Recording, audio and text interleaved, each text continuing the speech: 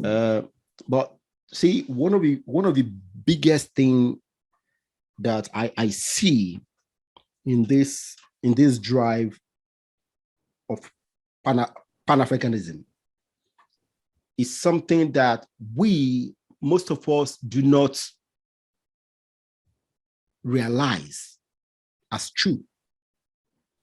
And that is, Africa is the most diverse continent in the world. Okay. And we have maybe up to 3,000 different languages on the continent. Yes. Okay. And that may be because we have close to 3,000 different tribes. Mm-hmm. Okay. I would say this, unfortunate. We were not in the place to what's the word now? Come together. See, in civilization, okay, different people meet, maybe by trade, or maybe a particular group of people, their leaders get into their head that they want to conquer the whole region, and they go on conquest, okay? And they conquer vast region, and then they bring them together under that one king or ruler. And then in time, even though they were once speaking different languages, 50 different languages, in time, all of them will be speaking one language. Okay. Unfortunately, Africa, by the time the European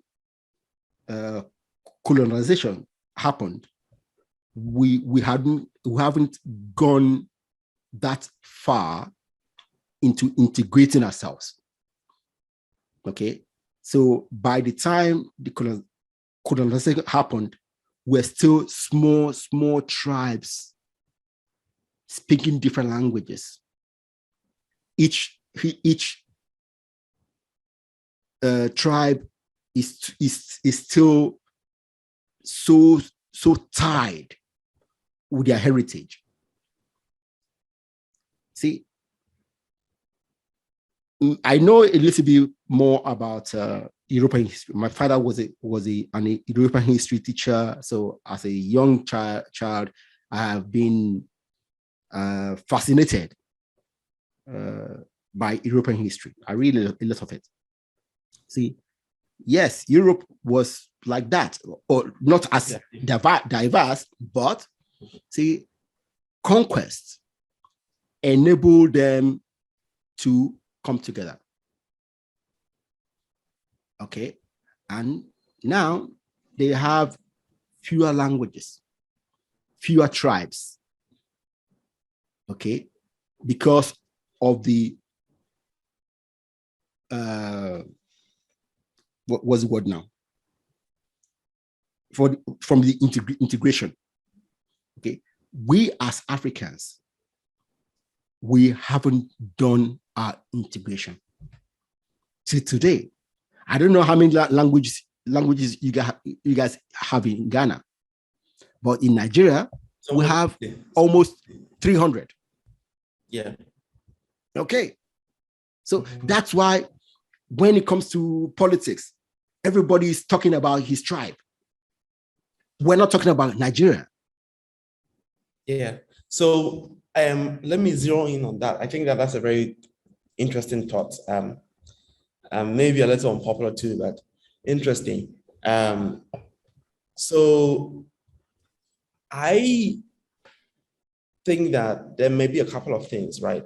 First, it's not as if that there were not potential for the coming together, even through war and conquest. Because, for example, we had big Malian empires, Old Ghana Empire, Songhai.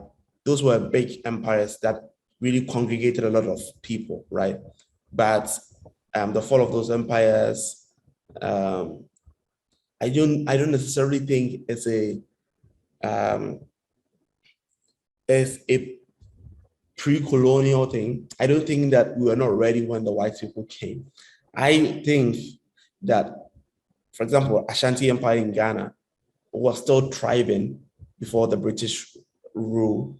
And if you understand Ghana's history, you understand that there's a lot of pushback in Ghana's independence from the Ashantis because they still thought of themselves as a dominant force. So that obviously comes together as a clash when it comes to national identity. But I agree with you on the point of national identity.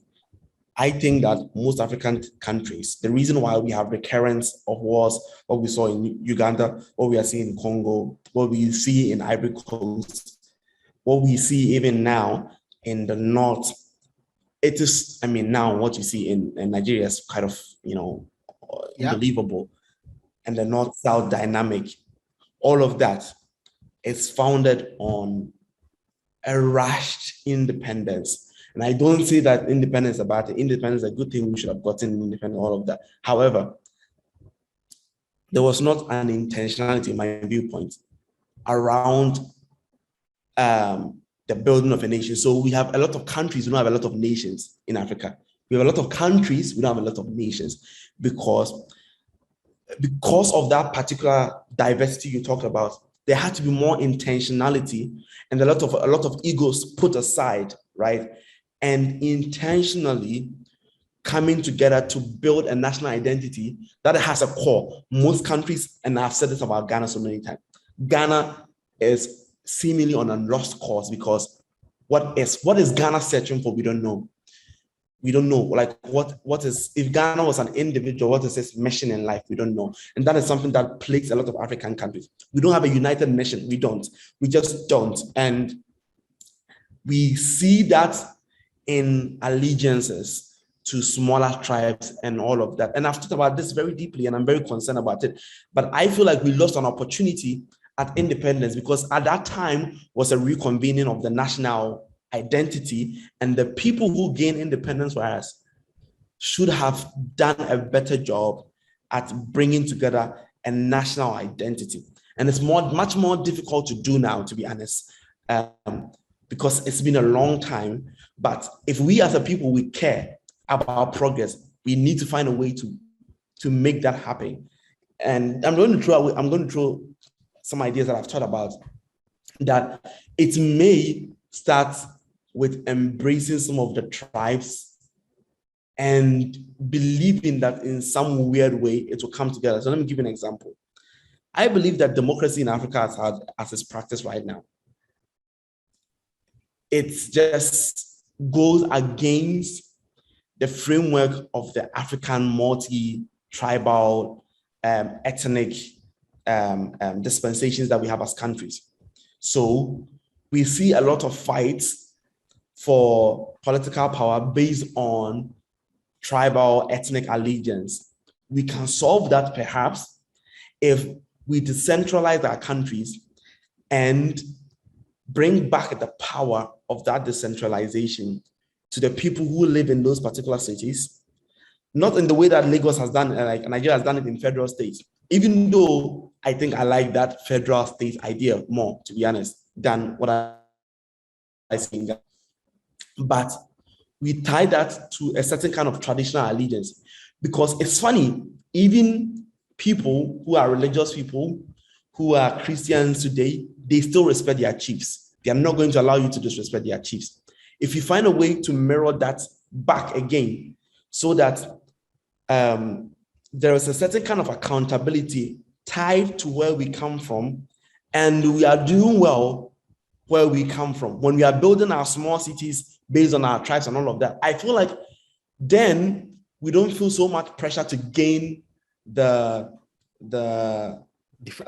federal power, to become a president, so that to fight for the power, because that's what happens. We fight for the power to come and serve our people in the end. So if we are already as a people, and this is a very, as you can see, it's an incomplete thought, but if we fight for our people individually, I feel like it will be easy for us to come together, and then we can build the units there. We can build the units from there, and then but I really agree with your sentiment. Yeah. See, Isaac, your thought, right? Like you said, it's an incomplete thought. You see, something we need to continue thinking through. Okay, it's not easy. Okay, it's not easy. We need to think about it and get people who have those thoughts together, come together, talk about it as extensively as possible. Okay, now this is just within the country. Okay, so now exactly. Now take it across borders. Doing that across countries. Okay. Yes. See, this is the thing I have experienced when I talk to Africans from different countries. Okay. See, some people from certain countries do not like you because you come from here. So nothing you say to them will make sense just because you come from a certain country. Okay. And there are a lot of people like this. Yeah. So the Pan-African vision will not happen. That's a long way to go.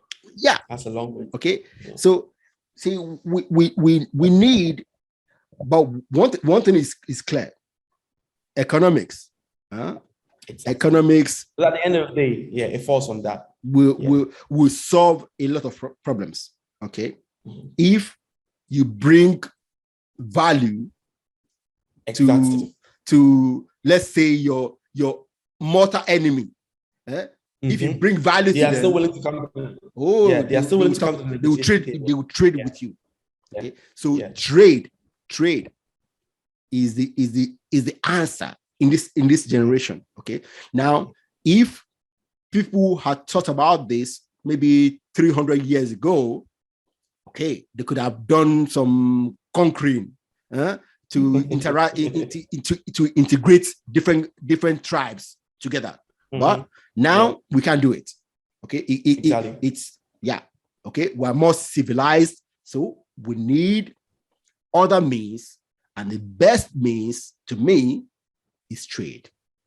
I agree with you. So trade, it doesn't matter where you come from. If you bring something that somebody, your mortal enemy wants, and you bring it with a good price, they'll buy it. Okay, and by trading together, you will be building better relationships.